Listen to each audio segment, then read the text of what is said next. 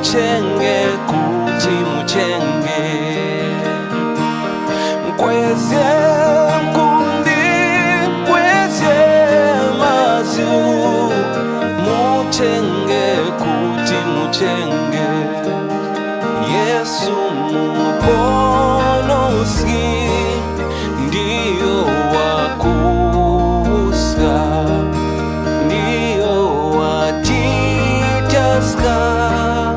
walipa chizumbe mkweze mkundi mkweze mazu muchenge kuti muchenge mkweze mkundi mkweze mazu muchenge kuti muchenge ufumu wa Yesu ntaungatondeka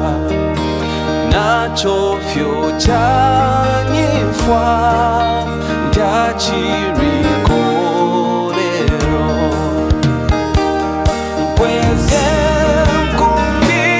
mkweze mazu muchenge kuti muchenge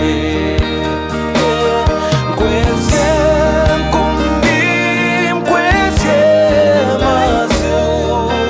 muchenge kuti muchenge walipa chizumbe